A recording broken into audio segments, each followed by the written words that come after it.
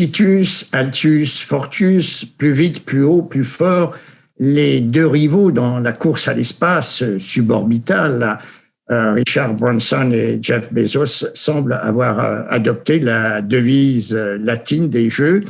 Après la tête brûlée, Branson, 70 ans, et sa capsule Spaceship Two, le plus posé, Jeff Bezos, s'est à son tour envolé avec son frère, une pionnière de l'aviation de 82 ans, Wally Funk, et un jeune garçon de 18 ans.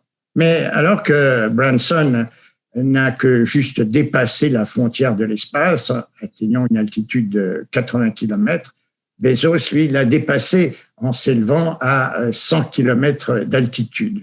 Voilà à quoi jouent les milliardaires. L'opinion et les médias, René, sont toutefois très partagés sur s'ils volent, sur leurs valeurs.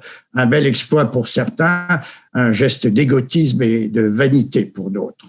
Oui, à tel point, Claude, qu'il y a quelques congressmen qui disent que ce serait peut-être une très bonne idée, au fond, de surtaxer ces projets-là, de surtaxer ces vols pour compenser par rapport à un peu, j'ai presque envie de dire, la frivolité morale de l'exercice, mais d'autres plus sérieusement diront compenser par rapport aux effets aussi environnementaux. Vous imaginez le coût, la quantité en pollution que représente chacun de ces vols. Mais là encore, une fois de plus, Claude, on en revient aux questions économiques.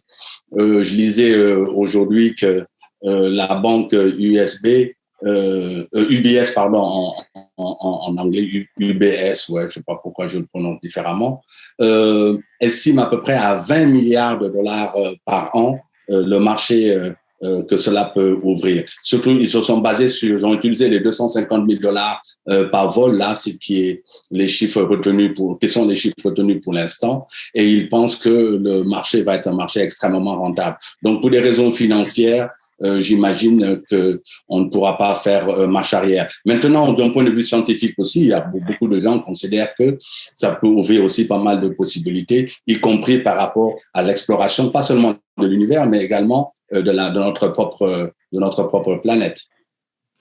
Denis, je sais que vous êtes de ceux qui disent pourquoi dépenser des sommes astronomiques dans l'espace alors que on a tant besoin d'argent sur la Terre.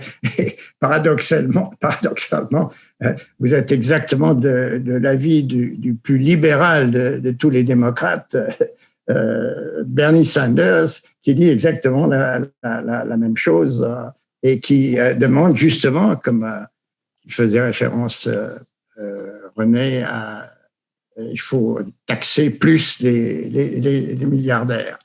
Mais René, vous disiez, oui, des raisons économiques, mais pour Bezos, par exemple, et même pour Branson, et surtout pour le troisième mousquetaire, Elon Musk, qui lui vise Mars, ils disent, non, Branson, oui, c'est vrai, lui veut créer une sorte d'agence de tourisme spatial, mais Bezos et Musk, ils disent il faut préparer l'avenir. Peut-être la vie sur Terre va devenir tellement invivable à cause notamment du réchauffement de la planète qu'il faut penser qu'il faut coloniser d'autres planètes afin de pouvoir offrir à l'humanité l'occasion d'aller ailleurs.